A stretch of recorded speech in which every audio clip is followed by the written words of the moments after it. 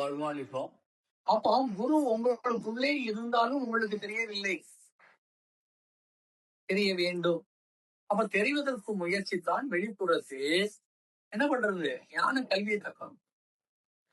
அது எப்படி கிடைக்கும்? முதலாவது வெளியில அன்பை அன்பை தரணும், ஒழுக்கத்தை கடைபிடிக்கணும், அறத்தை கடைபிடிக்கணும். மற்ற மனிதர்களுடைய கர்மா நம்ம மேல பாயாம என்ன பண்ணணும்? திரை போட தெரியும். இலக்கங்களை குறைக்கணும். எல்லாரும் வாழ்க்கையிலே மூக்க நுழைக்க கூடாது. சிரிச்சு மெயில் பண்ணிட்டே போயிருக்கேன். நீ எப்படி இருக்க? நீ ஏன் கேட்கிற? What for? உன்னால என்ன மாற்ற முடியும்? அதிக பிரசங்கிக்கலாம். நீ நல்லா இருக்கிறியா கேட்டா அவ சொல்லுவா, இல்ல ஒரு 5 லட்சம் ரூபாய் கடன் கேட்டாவும் கேட்கறியா? கொடுக்க முடியுமா? சரி, இருந்தாலும் கொடுத்தாலும் ஓமான ஆறுமா? இவட்டு எதுக்கு வாய விட்டோம்? கேள்வி இல்லாம நிறைய தங்கச்சி வீடு அத்தா வீடு போகும்போதெல்லாம் தெளிவா போகணும். சும்மா பாசத்துல அப்படி போய் தலையை ஆட்டினா இல்லையா? ஏன்னா இயற்கையே என்ன பண்ணிருக்குன்னா மறைச்சு வச்சிருக்கு உங்க மனதை. இதுக்கு மேல என்ன? ஆமா, அது ரொம்ப நெசசிட்டிங்கிறதுனால தான் மறைக்குது. கருப்பு பை பிளைட் எல்லாம் என்ன இருக்கும்? கருப்பு பாக்ஸ் பேசி, கருப்பு பை. அது காலம் கடந்தவரும் இறந்த என்ன நடந்ததுன்னு செப்டம்பர் தெரிஞ்ச உங்களுக்கு என்னது? மனதை சாகுமுன் படி, சாகாமல் இருக்கும். மனதை சாகுமுன் படி, சாகாமல். செப்டம்பரும் மனசு தெரியணும். எங்க தெரியும்? அதனால்தான் அற வாழ்க்கையை கற்றுக் கொடுத்தார். அற வாழ்க்கை, வினை அரிசிற வாழ்க்கை. பொய் சொல்லக்கூடாது, கோவப்படக்கூடாது, அடுத்தவங்களுக்குள்ள எரிஞ்சு விழக்கூடாது, கத்தி பேசக்கூடாது, நிதானமா இருக்கணும். எதையும் காது கொடுத்து வாங்கிட்டு பேசணும். அதுக்கு முன்னே எகிரி விழக்கூடாது. வாழ்க்கை இல்லையா? பொறுமை, நிதானம், கனிவு, அன்பு, கருணை, எல்லாமே என்பது இருக்கும். எல்லாமே தாண்டம். அப்ப என்ன வேணும்? நம்மளே ஆளணும். நம்மள ஆளல்ல, எல்லாமே நம்மள ஆளு. நம்மளுடைய ஆசைகள் தான் நம்மள ஆளு. வெறுப்பு நம்மளே ஆளும். ஆளுமை தனி அடிமை தானே. உனக்கு சுயம் இருக்காது. உன்னை நீ ஆள வேண்டும். எந்த கெட்ட குணங்கள் வந்தாலும் நின்று தட்டி வெளியே தள்ளிடும். வீட்டுக்குள்ள ஒரு அட்டை ஓடி போய் விரைச்சி குத்தப்படுத்துறதுக்கு ஓடுறோம் இல்லையா? அது போல மனசுக்குள்ள ஏதாவது அட்டைகள் என்ன பண்ணணும்? பட்டுன்னு தட்டி விட்டுறணும். அந்த அட்டையை போட்டு வளர்க்க கூடாது. தண்ணி கெட்டு போகும் வாழ்க்கை இல்லையா?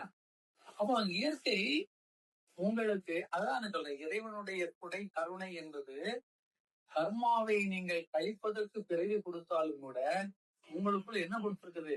கண்காணிக்க, கை கொடுத்து உங்களை தூக்கிவிட, இறையிடம் கொண்டு சேர்ப்பதற்கு என்ன வச்சிருக்குது? குருவை உங்களுக்குள் வை.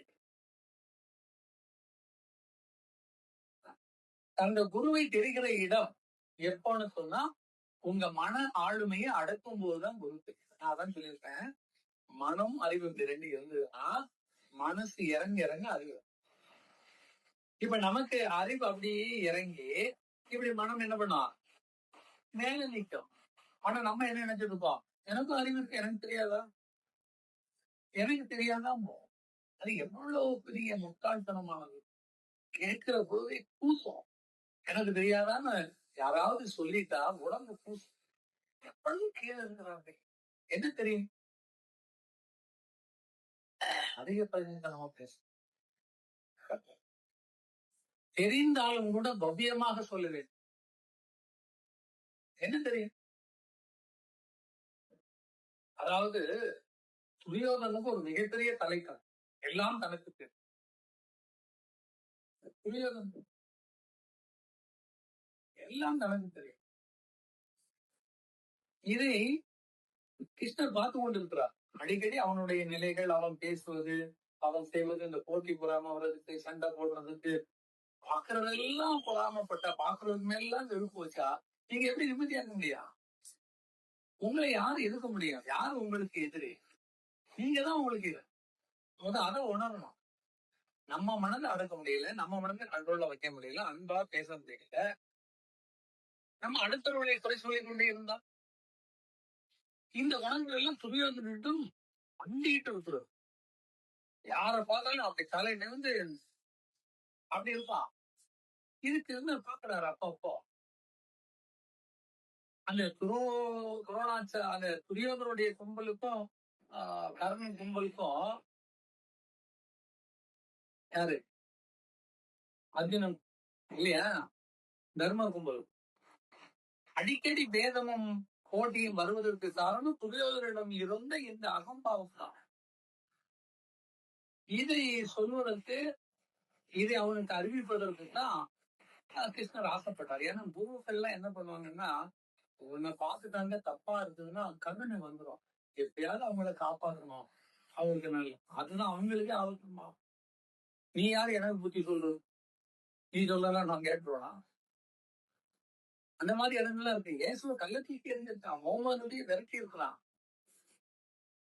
எத்தனை சாமியார்கள் நாகர்கோவில கூட ஒருவர் இயேசுவை பத்தியே சொல்லி நிறைய தீர்க்க தரிசனம் எல்லாம் பண்ணார். அப்புறம் மலையில வாழ்ந்துட்டு இருந்தார். அங்க போய் வந்து கல்லெறிகிறார். யோசிச்சு பாருங்க, இடமாட்டார். அகம்பாவம், ஆணவம். எப்ப இந்த மாதிரி தீர்க்கதரிசிகளையும் குருமார்களையும் நீங்க கண்டனம் பண்ணுகிறீர்களோ, நீங்க கண்டம் அது மாதிரி சொல்றது ஒரு வார்த்தை இல்லையா?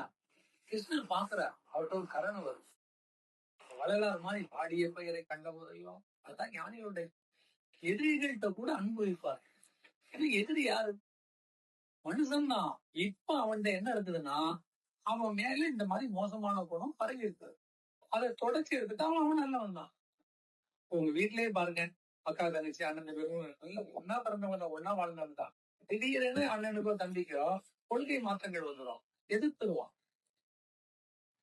நிறைய பிரச்சனையை கொடுப்பான், வாழ்க்கையை வெறுக்க வைப்பான். அதுக்காக நம்ம அவனை அண்ணன் இல்ல, நம்ம தம்பி இல்ல, அப்ப என்ன பண்ணணும்? அவன் தப்பா போறாங்கிறது சொல்லி காட்டணும், அதை உணர வைக்கணும். நம்ம அதை சொன்னா இது யோக்கியம் ஒழுங்கா நீ இரு, இதுக்காகவே சொல்லிட்டு எல்லாரும் வாய் சொல்லிட்டு போவோம். எதுக்கு வாய் சொல்லிட்டு அவசரம்? நல்லதுதான் செய்யணும் இல்லையா?